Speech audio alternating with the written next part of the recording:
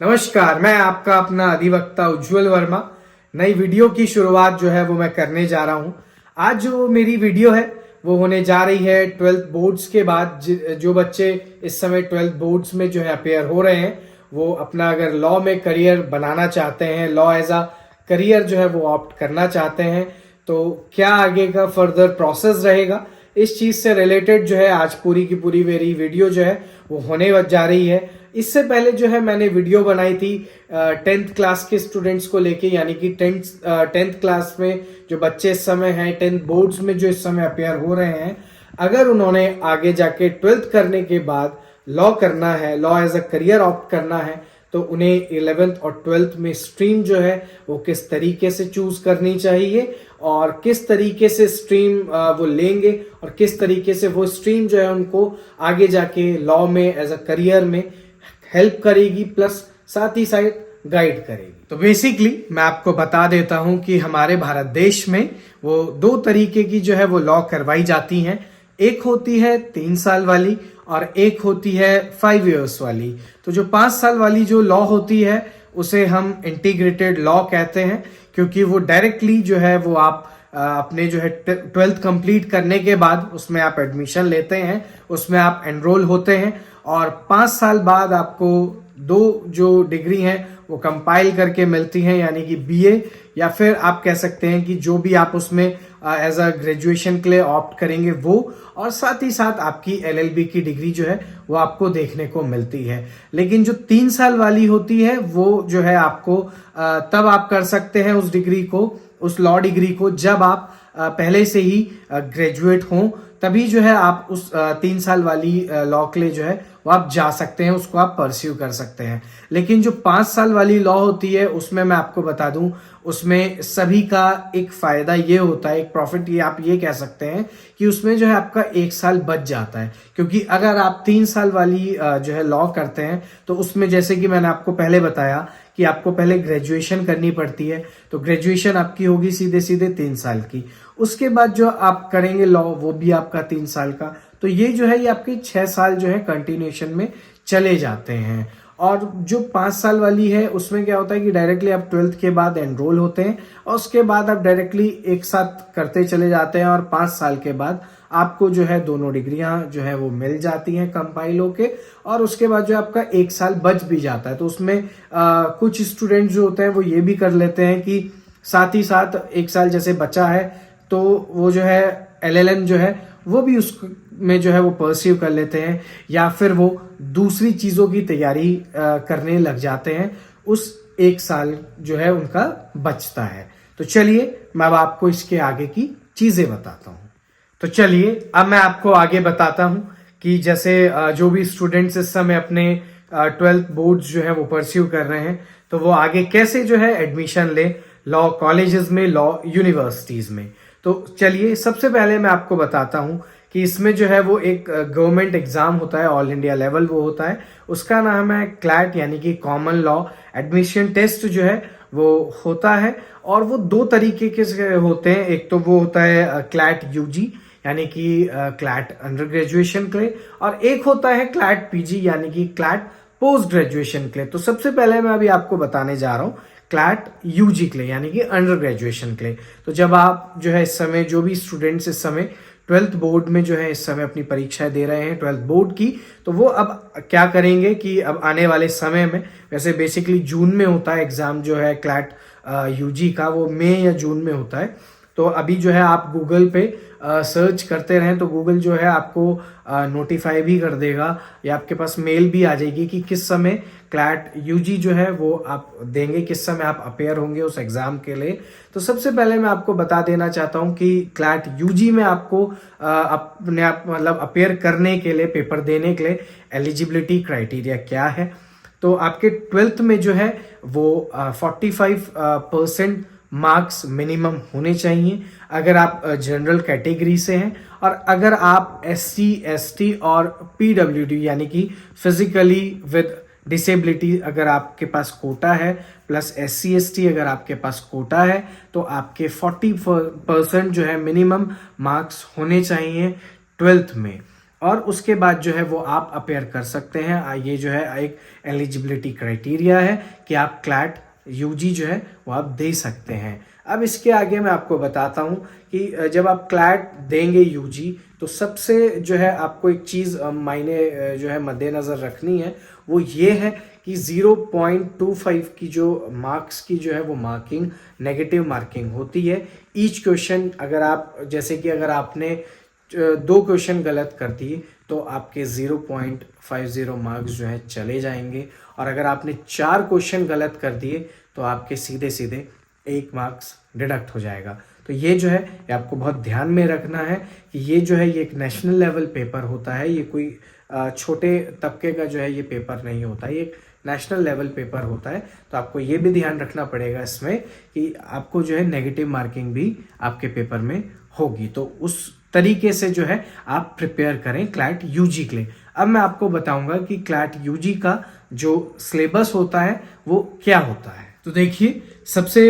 जो है मेन उसमें आते हैं जो क्लैट यूजी का जो आपका सिलेबस है वो ऐसे है। इंग्लिश लैंग्वेज का जो है उसमें आएगा, प्लस उसमें आएगा करंट अफेयर्स से रिलेटेड, इंक्लूडिंग जो है उसमें आपका जनरल नॉलेज इंक्लूड होगा, प्लस आपका लीगल रीजनिंग, लॉजिकल रीजनिंग, और सबसे लास्ट जो होता है वो क्वांटिटेटिव टेक्निक्स के ऊपर जो है वो होता है। तो मैं आपको बता देता हूं कि 5 सब्जेक्ट इसमें मेन होंगे और वही 5 सब्जेक्ट का जो है ये डिवाइडेशन रहेगा, और इस तरीके से जो है वो आपका पेपर बन के आएगा क्लैट यूजी का। और साथ ही मैं आपको बता देना चाहता हूं कि 120 जो है यानी कि 120 मल्टीपल चॉइस क्वेश्चंस उसमें होंगे आपके क्लैट यूजी एग्जाम में। 2 आवर्स का जो है वो पेपर होगा, और मैंने जैसे कि अभी आपको कुछ देर पहले ही बताया था 0.25 मार्क्स की जो है वो नेगेटिव मार्किंग भी आपको देखने को अपने पेपर में मिलेगी। अब मैं आपको बताता हूं क्लैट पीजी यानी कि जो इस समय अभी जो है स्टूडेंट्स ग्रेजुएशन के यानी कि एलएलबी के जो है लास्ट सेमेस्टर में है, लास्ट ईयर में है, तो अब उनका जो है वो क्लैट पीजी होगा। बेसिकली क्लैट पीजी के लिए बताया गया है कि वो अप्रैल या फिर मई में होगा। तो मैं आपको उसके लिए भी बता देना चाहता हूं कि आपकी एलएलबी में अगर आप जनरल कैटेगरी से बिलोंग करते हैं या ओबीसी या फिर एनआरआई कैटेगरी से बिलोंग करते हैं तो आपकी 50% मिनिमम परसेंटेज रहनी चाहिए आपकी एलएलबी डिग्री में, प्लस यानी कि साथ ही साथ आपकी 45% जो है आपकी वो भी मानी जाएगी। 45% अगर आपकी रहती है एलएलबी की डिग्री में तो वो भी वैलिड रहेगी, लेकिन वो तब रहेगी अगर आपके पास SC ST plus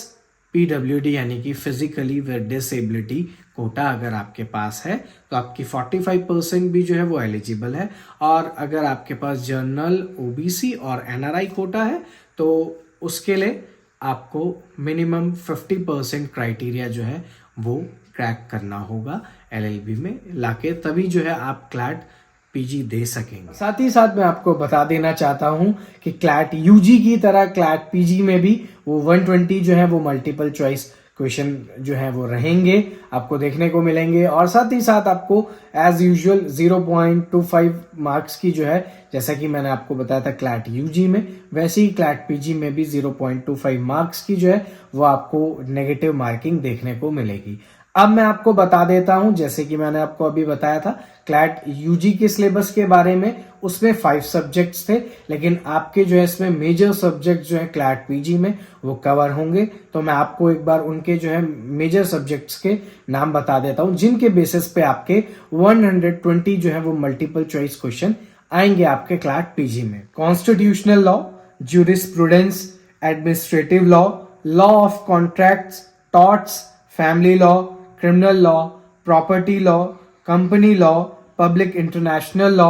taxation law, environmental law, and the last one is labor and industrial law। ये बेसिकली जो है आपके मेन सब्जेक्ट्स जो है यानी कि कोर सब्जेक्ट्स आप कह सकते हैं, ये आपके लॉ के रहने वाले हैं क्लैट पीजी अगर जो है आप अपेयर कर रहे हैं। तो इन सब सारे जो है सब्जेक्ट्स पे आप एक बार ढंग से जो है वो कमांड बनाएं, तभी जाके जो है आप क्लैट पीजी जो है क्रैक कर पाएंगे। तो चलिए अब मैं आपको आगे ले चलता हूं इस वीडियो में। जैसे कि मैंने आपको अभी बताया कि क्लैट यूजी या फिर क्लैट आप पीजी देते हैं। तो बेसिकली मैं जो है इस वीडियो में बताने जा रहा हूँ क्लैट यूजी के बारे में, क्योंकि जो क्लैट पीजी करके आते हैं वो 3 या 5 साल की लॉ जो है वो कर चुके होते हैं, तो उन्हें पता होता है कि आगे हमने जो है क्लैट पीजी के बाद क्या करना है। लेकिन जो है मैं अभी आपको बताने जा रहा हूँ, मैं उन स्टूडेंट्स के लिए बताने जा रहा हूँ जो क्लैट यूजी के लिए यानी कि क्लैट अंडर ग्रेजुएशन के लिए जो है अपेयर होंगे, तो उनको जो है आगे क्या करना है। तो सबसे पहले मैं आपको बता दूं कि जब आप क्लैट यूजी जो है वो अपेयर कर लेंगे तो उसमें जो है आपकी मेरिट बेसिस बनेगी आपके मार्क्स के ऊपर, और मेरिट जाती है जिससे कि आपको एडमिशन मिलता है एनएलयू में। एनएलयू जो है वो गवर्नमेंट की जो है वो यूनिवर्सिटीज होती हैं, और एनएलयू की फुल फॉर्म होती है नेशनल लॉ यूनिवर्सिटी। तो आपको जो है आपकी रैंक के हिसाब से, जैसे कि नीट में मिलता है, या फिर आप कह सकते हैं जैसे कि जेई और आईआईटी के लिए जो होते हैं, आईआईटी के लिए जो होते हैं एग्जाम्स, उनकी जैसे मेरिट बेसिस बनती है, उसी हिसाब से इसमें भी जो है जैसे ये नेशनल मैंने आपको बताया था अभी कि नेशनल टेस्ट होता है, उस बेसिस पे ही इसको जो है कंसिडर करा जाता है। और आप जो है जब इसमें मेरिट जो है आपकी आ जाती है अगर उन कॉलेजेस के हिसाब से, तो आपको वो कॉलेजेस या फिर वो यूनिवर्सिटीज जो है वो गवर्नमेंट के द्वारा जो है वो प्रोवाइड करवाई जाती हैं। आपको उन कॉलेजेस में जो है एडमिशन ले लेते हैं आप, उसके बाद वो जो है आपको अप्रोच करते हैं। तो अब मैं आपको बताऊंगा कि अगर आप क्लैट यूजी की तरफ बढ़ रहे हैं तो आप सिर्फ क्लैट यूजी पे ही जो है वो निर्भर ना रहें, दूसरी प्राइवेट कॉलेजेस और यूनिवर्सिटीज के जो है उनके भी आप एंट्रेंस टेस्ट जो है वो फिल करते रहें, उनके फॉर्म जो है एडमिशन के लिए वो फिल करते रहें। क्योंकि अगर बाय चांस क्लैट यूजी जो है अगर आपका बाय चांस क्लियर नहीं हो पाता है तो एटलीस्ट आपके पास दूसरा ऑप्शन जो है वो रहेगा, और आप जो है जल्दी से एयर ड्रॉप करने का आपका चांस नहीं रहेगा, यानी कि आपका 1 साल खराब नहीं होगा। तो आप जो है अपना वो जो है एडमिशन के लिए डिफरेंट कॉलेजेस और यूनिवर्सिटीज अपना इंडिविजुअल जो है वो एंट्रेंस टेस्ट जो है वो प्रोवाइड करवाती हैं, जैसे कि यूपीईएस एलसेट करवाती है, यानी कि LSAT जो है उनका एक टेस्ट होता है। अगर आप उस टेस्ट में अपेयर होते हैं और अपेयर होने के बाद अगर आप उस टेस्ट को पास करते हैं, बेसिकली इस टेस्ट के 2 राउंड होते हैं, अगर आप इस टेस्ट को पास करते हैं तो उसके बाद जो है जब अगर आप इसको पास कर देते हैं तो आपके पास मेल आती है कॉलेज की यूनिवर्सिटीज़ की तरफ से, यूपीएस यूनिवर्सिटी की तरफ से आपके पास मेल आती है, और वो आपको बताते हैं कि अब जो है आपका इंटरव्यू किस दिन है। तो आपका जो दूसरा राउंड होता है वो इंटरव्यू का राउंड होता है, और अगर आप इंटरव्यू के राउंड को भी क्रैक कर जाते हैं उसके बाद जो है वो आप इसमें जो है एडमिशन ले पाते हैं। तो मैं यही बोलना चाहूँगा क्लैट यूजी के स्टूडेंट से, या फिर जो 12th के बाद जो स्टूडेंट्स अब लॉ करना चाहते हैं, कि वो सिर्फ एक एनएलयू या फिर क्लैट यूजी पे ही ध्यान ना दें, वो डिफरेंट यूनिवर्सिटीज़ प्लस कॉलेजेस के फॉर्म जो है वो भी फिल करते रहें। क्योंकि अगर बाय चांस क्लैट नहीं निकल पाया तो आप एटलीस्ट प्राइवेट यूनिवर्सिटीज़ में जा सकते हैं और आपको एयर ड्रॉप जो है वो नहीं करना पड़ेगा। तो अगर आपको मेरी ये नॉलेजेबल वीडियो पसंद आई हो तो लाइक, शेयर, कमेंट और सब्सक्राइब करना बिल्कुल भी ना भूलें। धन्यवाद।